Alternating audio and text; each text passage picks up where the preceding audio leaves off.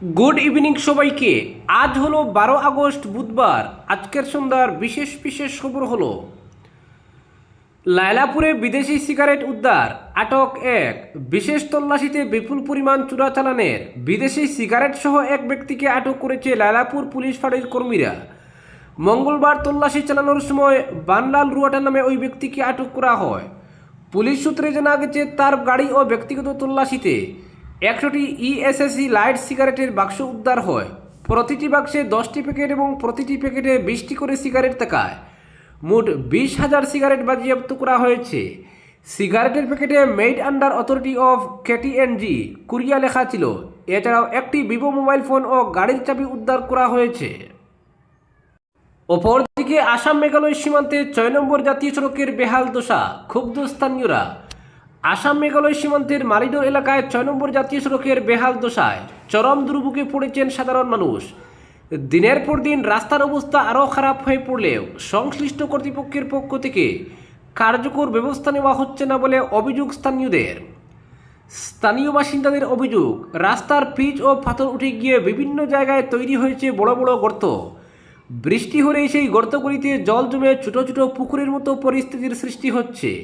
ফলে যানবাহন চলাচল ব্যাহত হওয়ার পাশাপাশি কাদায় আটকে পড়েছে ছোট বড় গাড়ি এবং দূরপাল্লার পণ্যবাহী ট্রাক। এর জন্য প্রায়ই এলাকায় তীব্র যানজটের সৃষ্টি হচ্ছে।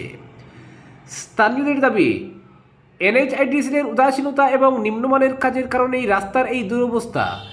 তাদের অভিযোগ, কয়েকদিন আগেই সংশ্লিষ্ট সংস্থার পক্ষ থেকে এলাকা পরিদর্শন করে রাস্তা সংস্কারের কাজ করা হয়েছিল, কিন্তু নিম্নমানের নির্মাণ সামগ্রী ব্যবহার এবং দায়সারা কাজের কারণে মাত্র দুদিনের মধ্যেই রাস্তার পিচ উঠে গিয়ে ফের গর্ত ও কাদায় পরিণত হয়েছে। এ অবস্থায় দ্রুত রাস্তার স্থায়ী ও মানসম্মত সংস্কারের দাবি জানিয়েছেন স্থানীয় বাসিন্দারা। তাদের বক্তব্য, গুরুত্বপূর্ণ এই জাতীয় সড়ক দিয়ে প্রতিদিন অসংখ্য যানবাহন চলাচল করে, তাই দ্রুত রাস্তা মেরামত করা না হলে দুর্ঘটনার আশঙ্কার পাশাপাশি সাধারণ মানুষের দুর্ভোগ আরও বাড়বে। স্থানীয়দের পক্ষ থেকে প্রশাসন ও এনএইচআইডিসির কাছে অবিলম্বে কার্যকর পদক্ষেপ নিয়ে রাস্তার স্থায়ী সংস্কারের জোরালো দাবি জানানো হয়েছে। অপরদিকে উদারবন স্বাস্থ্যকেন্দ্রের পরিষেবার মান বাড়াতে পর্যালোচনা বৈঠক বিধায়ক রাজদীপের। উদারবন ব্লক প্রাথমিক স্বাস্থ্যকেন্দ্রের চিকিৎসা সেবার মান বাড়ানো এবং সার্বিক উন্নয়নের লক্ষ্যে এক পর্যালোচনা বৈঠক অনুষ্ঠিত হয়। হাসপাতাল কমিটির এই বৈঠকে যোগ দেন উদারবন্দের বিধায়ক তথা হাসপাতাল কমিটির চেয়ারম্যান রাজদীপ গোয়ালা। বৈঠকে হাসপাতালের নানা সমস্যা নিয়ে কথা হয় এবং বিধায়ক রোগীদের অসুবিধার বিষয়গুলো গুরুত্ব দিয়ে শুনেন। বৈঠক শেষে তিনি পুরো হাসপাতাল চত্বর ঘুরে দেখেন।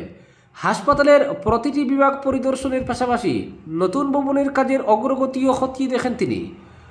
পরিদর্শন শেষে সাংবাদিকদের মুখোমুখি হয়ে বিধায়ক রাজদীপ গোয়ালা বলেন, উদারবন্দ ব্লক প্রাথমিক স্বাস্থ্যকেন্দ্রটি এই বিধানসভার অন্যতম প্রধান হাসপাতাল। পর্যালোচনা বৈঠকের পর আমাদের প্রধান লক্ষ্য হল রোগীদের সেবার মান বাড়ানো। এই প্রাথমিক স্বাস্থ্যকেন্দ্রটিকে একটি উন্নত কমিউনিটি স্বাস্থ্যকেন্দ্রে বদলে দেওয়াই আমাদের মূল উদ্দেশ্য। তিনি আরও বলেন, হাসপাতালে নতুন চিকিৎসক নিয়োগ এবং আধুনিক চিকিৎসার সরঞ্জাম আনার ব্যবস্থা করা হচ্ছে। এছাড়া ক্ষতিগ্রস্ত ভবনগুলো দ্রুত মেরামত করা, চারপাশ পরিষ্কার পরিচ্ছন্ন রাখা এবং 24 ঘন্টা জরুরি সেবা নিশ্চিত করতে অ্যাম্বুলেন্স সার্ভিস আরও দ্রুত করার সিদ্ধান্ত নেওয়া হয়েছে।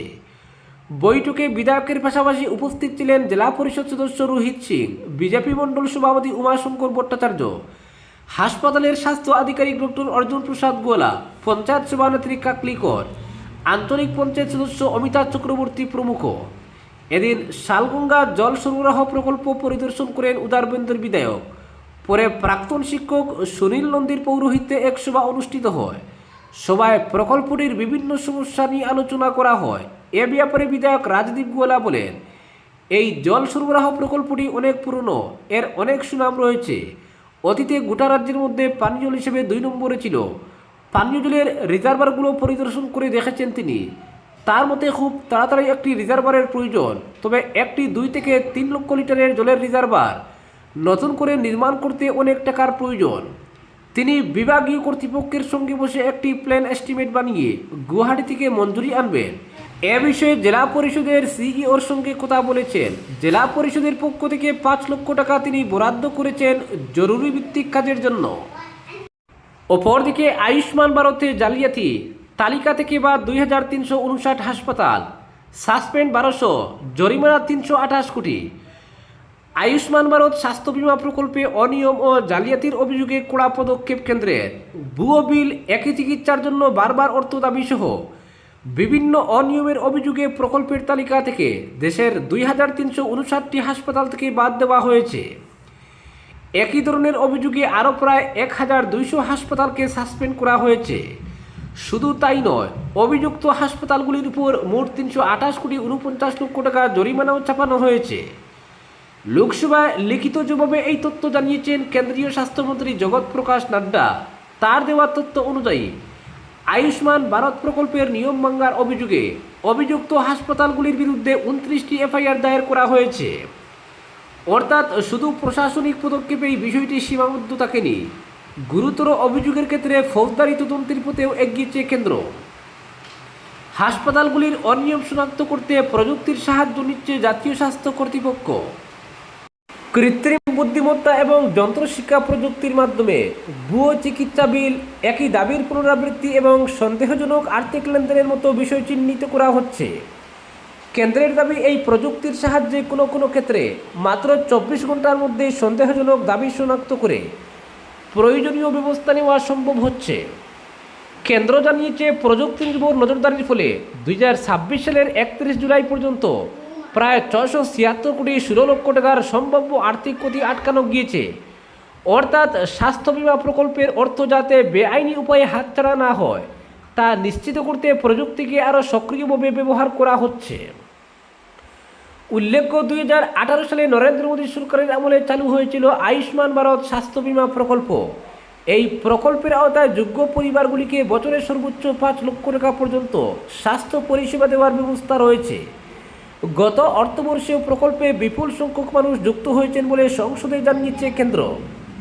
2025-26 অর্থবর্ষে নতুন করে 3,75 লক্ষ আয়ুষ্মান কার্ড তৈরি হয়েছে। একই সময়ে প্রকল্পের আওতায় 2,74 লক্ষ হাসপাতালে ভর্তি হওয়ার অনুমোদন দেওয়া হয়েছে। ফলে দেশের কোটি কোটি মানুষের চিকিৎসা পরিষেবার সঙ্গে সরাসরি যুক্ত এই প্রকল্পে হাসপাতালগুলির অনিয়ম রুখতে কেন্দ্রের নজরদারি আরও কঠোর হচ্ছে। জাতীয় স্বাস্থ্য কর্তৃপক্ষের পোর্টালের তথ্য অনুযায়ী 2026 সালের 8 আগস্ট পর্যন্ত আয়ুষ্মান ভারতের তালিকায় 34,437টি হাসপাতাল ছিল। এর মধ্যে 20,363টি সরকারি এবং 1,074টি বেসরকারি হাসপাতাল। কেন্দ্রের পরামর্শ, আয়ুষ্মান ভারত কার্ড ব্যবহার করার আগে সংশ্লিষ্ট হাসপাতালটি প্রকল্পের বর্তমান তালিকায় রয়েছে কিনা তা যাচাই করে নেওয়া জরুরি। কারণ অনিয়মের অভিযোগে একাধিক হাসপাতাল তালিকা থেকে বাদ পড়ায় পুরনো তালিকার উপর নির্ভর করলে সমস্যায় পড়তে পারেন সুবিধাভোগীরা। অপরদিকে ছাত্রদের উপর লাঠিচার্জের প্রতিবাদে ঝাড়খণ্ড বন্ধ, রাঁচিতে অবরোধ, আগুন। বিধানসভা অভিযানে আন্দোলনরত চাকরি প্রার্থী ও পড়ুদের উপর পুলিশের লাঠিচার্জ, জলকামান ও কাঁদানে গ্যাস প্রয়োগের অভিযোগকে কেন্দ্র করে মঙ্গলবার উত্তপ্ত হয়ে উঠল ঝাড়খণ্ড। ছাত্রদের উপর পুলিশি বল প্রয়োগের প্রতিবাদে ঝাড়খণ্ড বিজেপির ডাকা 12 ঘন্টার বন্ধে রাঁচি সহ রাজ্যের বিভিন্ন এলাকায় অবরোধ, টায়ার জ্বালিয়ে বিক্ষোভ এবং পুলিশের সঙ্গে ধস্তাধস্তির ঘটনা ঘটেছে। এর জেরে ব্যাহত হয়েছে স্বাভাবিক জনজীবন। বহু স্কুল, দোকানপাট ও ব্যবসায়িক প্রতিষ্ঠান বন্ধ ছিল, যান চলাচলেও ব্যাপক প্রভাব পড়ে। মঙ্গলবার সকাল 8টা থেকে মধ্যরাত পর্যন্ত বন্ধের ডাক দেওয়া হয়েছিল। রাঁচির কাঙ্কে রোড, সিএমপিডিআই গেট, কিশোরগঞ্জ, আরগুড়া সহ একাধিক এলাকায় রাস্তা অবরোধ করেন বিজেপির কর্মী সমর্থকরা। নিউক্লিয়াস মল, হারমুচক এবং কিশোরগঞ্জ চকে টায়ার জ্বালিয়ে বিক্ষোভ দেখানো হয়। অবরোধ তুলতে গিয়ে কয়েকটি জায়গায় পুলিশের সঙ্গে বিক্ষোভকারীদের ধস্তাধস্তি হয়। তবে অ্যাম্বুলেন্স ও অন্যান্য জরুরি পরিষেবাকে বন্ধের আওতার বাইরে রাখা হয়েছিল। ঝাড়খণ্ড বিজেপির রাজ্য সভাপতি আদিত্য সাহু ছাত্রদের উপর পুলিশের পদক্ষেপের তীব্র সমালোচনা করেছেন। তার অভিযোগ, শিক্ষার্থীদের দাবি নিয়ে আলোচনার পরিবর্তে হেমন্ত সোরেনের সরকার বল প্রয়োগের পথ বেছে নিয়েছে। যদিও আন্দোলনরত ছাত্ররা স্পষ্ট করে দিয়েছেন তাদের কর্মসূচির সঙ্গে কোনো রাজনৈতিক দলের প্রত্যক্ষ সম্পর্ক নেই। আন্দোলনকারী ছাত্রনেতা পীযূষের বক্তব্য, তাদের একমাত্র লক্ষ্য নিয়োগ পরীক্ষায় স্বচ্ছতা এবং দুর্নীতির বিরুদ্ধে ব্যবস্থা নিশ্চিত করা। তাদের দাবি সমর্থন করতে যে কোনো রাজনৈতিক দল বা সংগঠন এগিয়ে এলে তারা আপত্তি করবেন না, কিন্তু আন্দোলন কোনো দলের হয়ে পরিচালিত হচ্ছে না। আন্দোলনের পরবর্তী কর্মসূচি ঠিক করতে ছাত্রদের কোর কমিটির বৈঠকও হয়। মুখ্যমন্ত্রী হেমন্ত সোরেনের সঙ্গে সরাসরি আলোচনায় বসার দাবিও জানিয়েছেন তারা। এদিকে আন্দোলনের অন্যতম মুখ দেবেন্দ্রনাথ মাহাতো টানা 9 দিন অনশন করার পর গুরুতর অসুস্থ হয়ে পড়েন। সোমবার তাকে স্ট্রেচারে করে রাঁচি সদর হাসপাতালে নিয়ে যাওয়া হয়।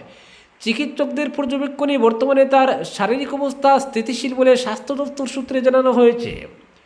সোমবার বিধানসভা ঘেরাও কর্মসূচিতে যোগ দিতে গিয়ে পুলিশের সঙ্গে আন্দোলনকারীদের সংঘর্ষে উত্তপ্ত হয়ে ওঠে রাঁচি।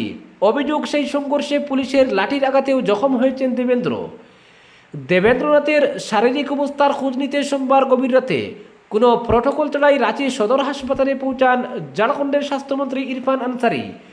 আহত অন্যান্য পরীক্ষার্থীদের সঙ্গেও কথা বলেন তিনি। এদিকে ককরোচ জনতা পার্টির প্রতিষ্ঠাতা অভিজিৎ দীপক হাসপাতালে চিকিৎসাধীন দেবেন্দ্রনাথের সঙ্গে ভিডিও কলে কথা বলেন। পুলিশি বল প্রয়োগের অভিযোগের নিন্দা করে আন্দোলনকারীদের প্রতি সমর্থন জানান তিনি।